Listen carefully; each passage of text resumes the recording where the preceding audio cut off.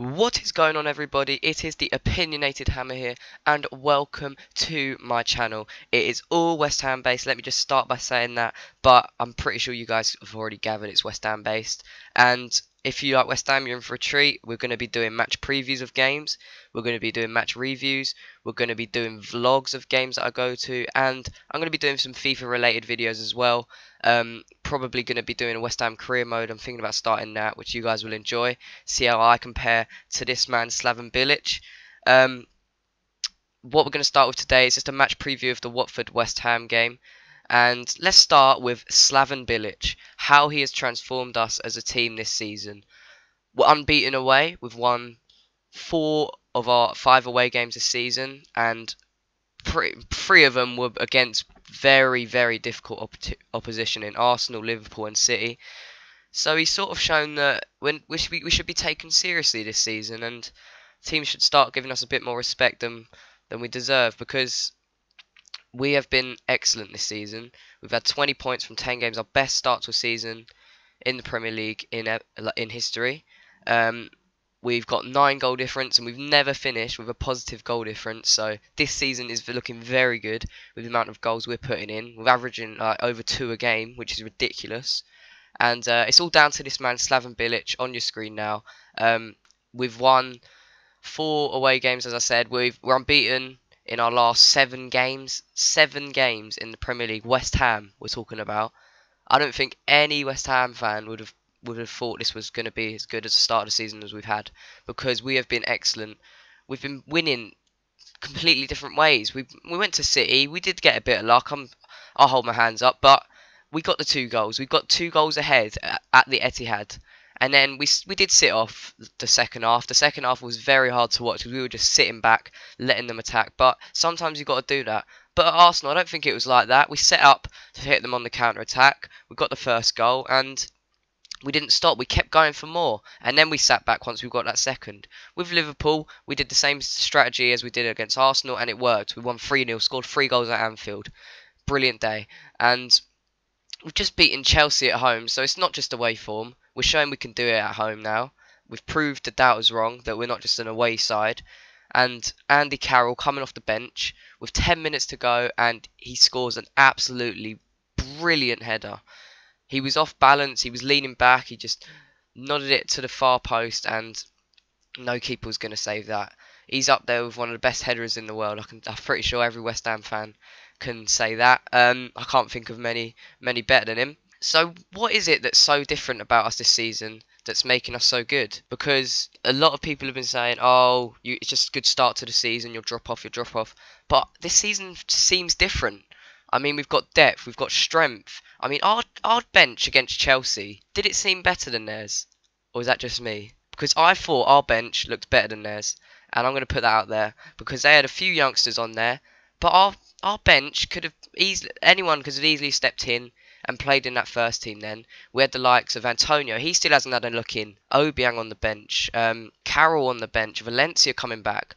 And now we've got Song coming back. We've got Winston Reid and Ogbonna fit for Watford. So what does Bilic do? What does he play? Does he keep the same 11 as we did against Chelsea for Watford, or does he change it? Does he bring in the likes of Winston Reid and Ogbonna at the back and get rid of Ginge, or bring in Moses, now he's eligible, and get rid of Zarate, who had an outstanding game, may I add. I'll be talking about that later. Okay, so let's have a look at the dangers that Watford are going to possess when they play us. I think it's clear that Dini and Garlow are linking very well, but let's just talk about Dini for a bit and what he's going to bring and how we're going to have to deal with him. He's a very strong, big lad up there, and he causes some defenders some problems. He holds the ball well. He plays it off. He's their skipper, of course. So he's a leader out there. He'll lead that front. He'll lead them. He'll keep them controlled in there. And him and Garlow have been linking very well. But as for Dini, he scored his first goal of the season against Stoke last week. Very nice finish. Got a bit lucky when a defender fell over, but it was a very nice finish. So his confidence will be a bit better going into this game.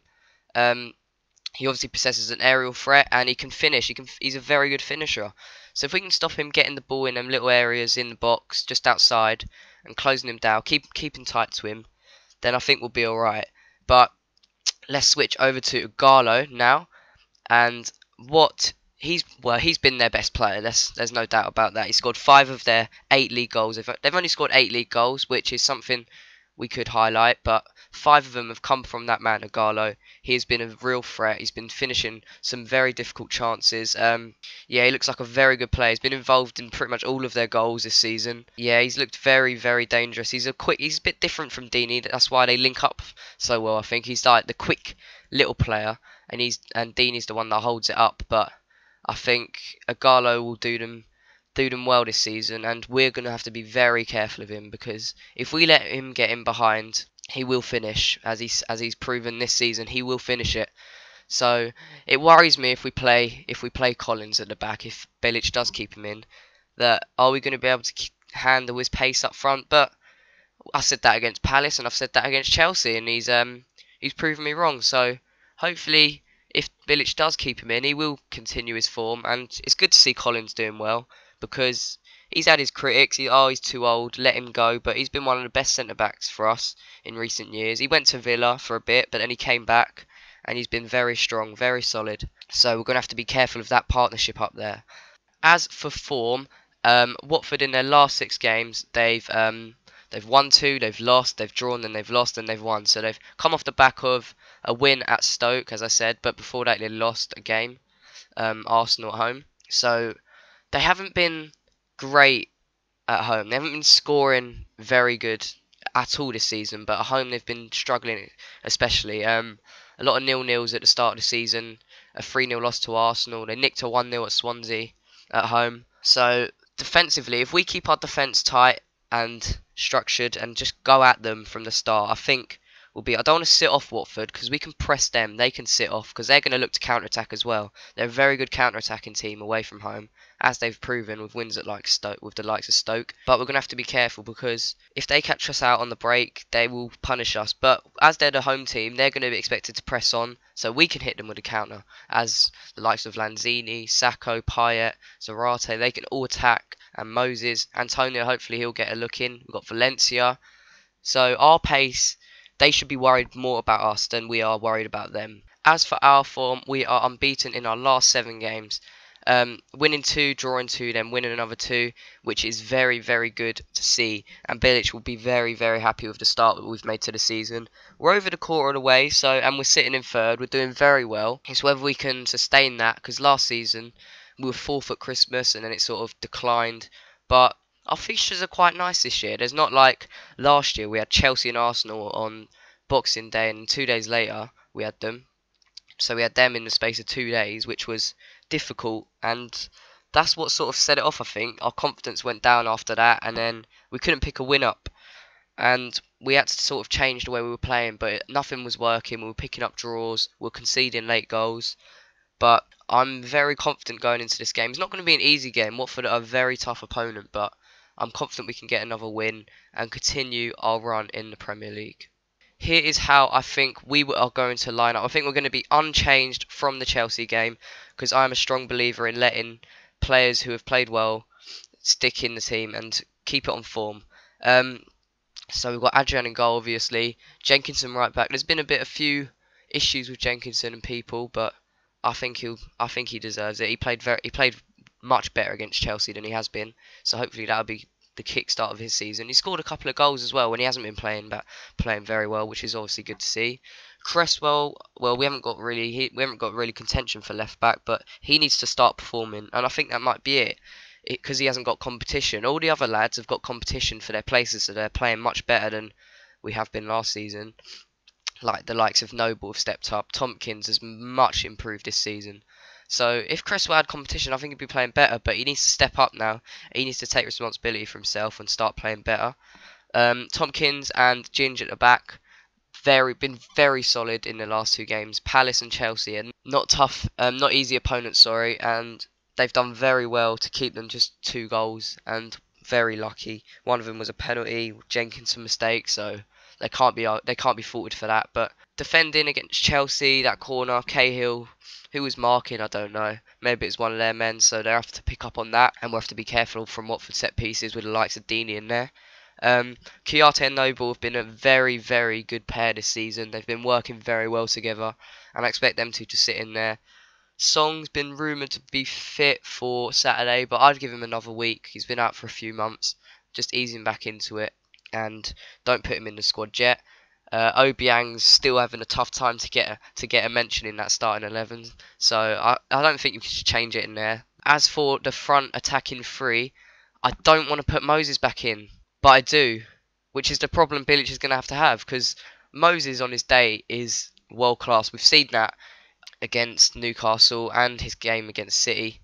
He scored an absolute immense goal against them, and he played very well against Newcastle, unlucky not to get a goal. But he's been playing very well. But Zarate came in for against Chelsea because he couldn't play and scored an absolute cracker. And I was watching him for most of the game, and he didn't lose the ball. He lost the ball like once or twice, and he was getting back, defending, making tackles, playing nice balls across. And I think he should stay in. He's been very good for us this season. He's looks a bit different. Scored a few goals. He's got 3 goals this season. 2 in league, 1 in cup. So I think he should stay in. I think he might get another goal as well. And then Payet, Lanzini, they've both been our best players this season. Well, arguably, Payet's been our best, but Lanzini's just been just as good as Payet. But Payet's getting all the attention from the press and that. But Lanzini's sort of been the hidden gem, as he's labelled as. So hopefully they can keep performing. And apparently there's a deal set up for Lanzini for 7 million at the end of the season. We can sign him for if we want. So if he can keep performing like that, that'll be an absolute steal. And then, as for our striker, I think Sacco will stay up there. I don't think Carroll should be put into the starting lineup.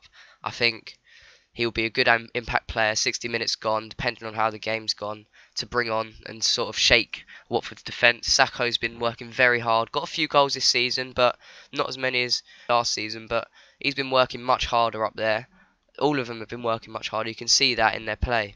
So I don't think Valencia will start. I think he might get a few minutes though, Valencia, which would be good to see him back. And I would never finish a preview without a score prediction, and I think we will win 2-0.